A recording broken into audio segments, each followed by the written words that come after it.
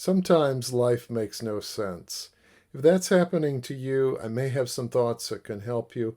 I'm going to share my story and then share the things that I've learned over the years that have helped me and hopefully will help you as well. I want to start here with a condensed and sanitized version of my story. After I finished school, I got a job and got married, and we were happy at first, two happy newlyweds, but after a while, I became convinced that my wife did not want to be married, or if she did, she didn't want to be married to me. Of course, I believed in God and didn't believe in divorce, and so we went and got counseling. But the job I had at the time didn't pay me enough so that we could get the kind of counseling we thought would solve our problems. So I took matters into my own hands and I quit my job. We moved 500 miles away. I went into business for myself. Unfortunately, that business failed, and my wife kept us alive by cleaning houses for $4 an hour. From there, it kind of went from bad to worse. The elders of the church we were attending at the time called me in time after time and threatened to excommunicate me for embracing secular psychotherapy. In the years that followed, another business failed. We went hungry. We were homeless. We were forced into bankruptcy. Someone in my family struggled with an addiction. We had a child born with birth defects. We had medical bills we couldn't pay. Someone in my family was a victim of a violent crime, and one of my children nearly died, and my wife ended up with cancer. I mean, all of this was just completely bewildering. I was trying hard to please God, and everything went wrong. So, I don't know. Maybe you've been there. Maybe you're there right now. Something isn't right. Something that should be okay is not okay, and it hurts. You want God to fix it. You've asked Him to fix it. Maybe you've begged Him to fix it, and He isn't fixing it. You can't understand why. And so you're trying to fix it yourself, but everything you do, instead of making things better, just makes things worse. And you're like, God, I'm doing my best, but nothing I do is ever good enough. And deep inside, you're wondering, why doesn't God care? Can't He see what I'm going through? If that's you, then I'd like to share a few things that have helped me, and I'll wrap up with something you can do right now that I think could be a game changer for you. So, several things that have helped me. Number one, I know it might feel like God doesn't care, but He does. I know it may feel like you've been singled out for some cosmic experiment, but you haven't. God is not a sadist. He is not aloof. When you hurt, God hurts. Your pain is not something that God ignores, that God minimizes, that God doesn't care about. He cares deeply. I know it may take a long time before you know that deep inside, but God does care, and I can tell you from the other side that He does. Number two, going through this does not make you a bad person. In fact, you're in very good company. In the Bible, many people, including Job and John the Baptist, two of the best people who ever lived, went through the same thing. Maybe not the exact same circumstances that you're going through, but the same kind of pain. Number three, we've got bad news and good news. So number three is the bad news. I don't know of a quick fix. If you're looking for some kind of microwave miracle, some instant solution, I don't think you're going to find it. This is something that takes time. If you want all this gone by tomorrow, you're probably going to be disappointed. But number four, here's the good news. Your Christian faith does offer many spiritual tools that work in the real world that can help you. For a long time, I felt like Christianity had nothing to offer, even though I was a Christian, because I wasn't aware of these tools. And most people aren't aware of these tools. Most people only have platitudes. And I don't know about you, but I hate platitudes. If it doesn't work in the real world, I'm not interested. There are tools that work in the real world. They are available to you. But first, I think you need to understand what's going on. I needed to understand what's going on. So, number 5, let me tell you a story. Several years ago, I was 60 days behind in my mortgage. I was getting nasty phone calls from the bank. I had no money coming in at all, so I wasn't even in a position to negotiate with the bank. Visions of being out on the street with a wife and 4 little children flooded my mind. I couldn't sleep. I didn't know what to do. I was gripped with this paralyzing fear. It was a mess. And I knew God could provide, but for some reason I thought He wouldn't. I had done something wrong. I didn't know what, but I had done something wrong, and now God was going to rub my nose in it. I started processing all of this with God, and I ended up in a memory when I was about 8 years old. My dad was away for a year, deployed by the military, and I was borrowing his tools because I wanted to pretend that I could build things like my dad. The only problem was this: my dad was persnickety about how his tools are to be put away, and I didn't understand his system. Now he was coming home, and I knew I was going to be in trouble, and so instead of being excited to see my dad after being gone for a year in the military, I was terrified. And so that fear I felt as a child matched up with that fear I felt as an adult when I was behind in my mortgage. So I brought all of this to God, and then God spoke to me. And this is what He said. He said, Dwight, your dad did the best he could with the parenting tools that were in his parenting toolbox. But I'm a different kind of father, and I have different parenting tools. When you mess up, I don't leave you to figure it out on your own. I come beside you and help you figure out how to make it right. Wow.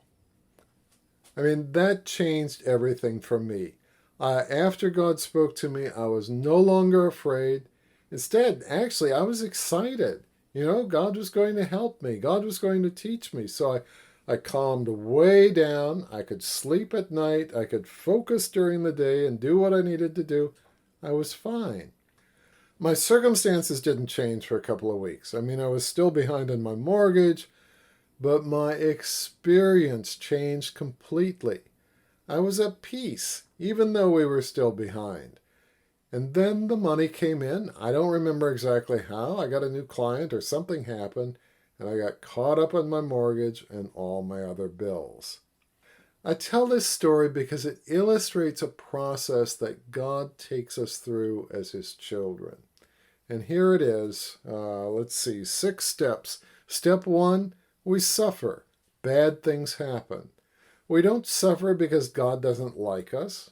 He does. We don't suffer as a rule because God is punishing us. We don't suffer because God is mean. But when you turn up the heat, the impurities rise to the surface. And so, step 2, painful lies surface as we suffer.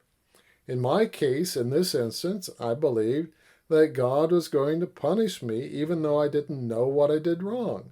I viewed God the same way the 8-year-old me viewed my dad. Step 3, we take those lies to God. The only way we're going to get better is to invite God into the hurting places in our lives. And we need to show Him all these tangled up thoughts that we have and invite Him in to tell us the truth. Step 4, God shows us His perspective. The painful lies are replaced with a soothing truth. In my case, in this story, God showed me what kind of father He is. I needed to know that. Step 5, our peace and joy are restored regardless of our circumstances. On the surface, it looked like the problem was not having enough money to pay the mortgage, but that wasn't the problem. The problem was what I believed about God. I believed a lie. When the real problem got solved, then I returned to peace and joy. In step 6, God fixes our circumstances. We want God to start here. We want God to change our circumstances, but typically He doesn't start here. Typically, this is the last thing He does. And as we learn from Hebrews 11, sometimes fixing our circumstances is something that happens in this life, and sometimes it happens after this life. But anyway, eventually God will fix our circumstances. I used to always pray, God, give me maximum mileage out of my misery. I don't like to suffer any more than you do.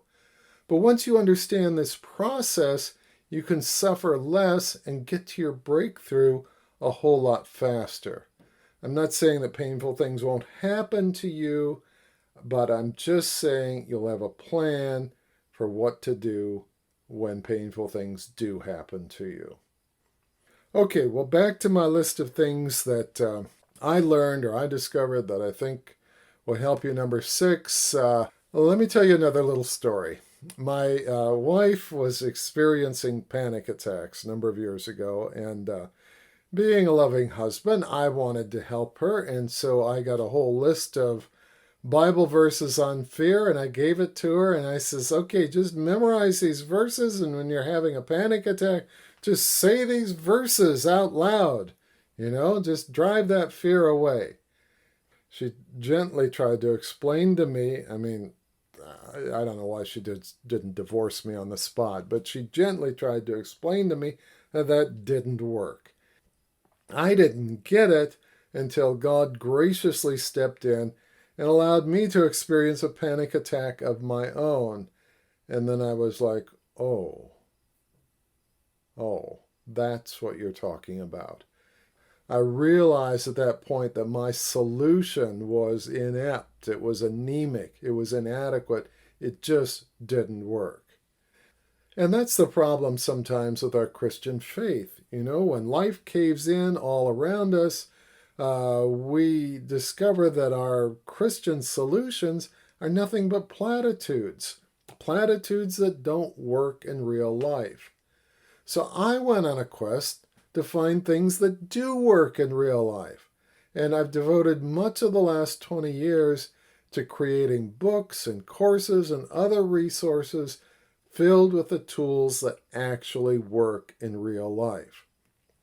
In a minute, I'll share one of those tools with you. It's a place to start. I think it's your best next step. It will be very clear. It'll be something you can do right now, and I believe you'll start to see a difference within a short period of time in your life. It won't take all your troubles away, but I do believe it'll help you. But before I do that, let me tell you about some of the resources I have for you. I've had a number of people come up to me and tell me how much my book, The Gift of Transformation, resonated with them. It's my story.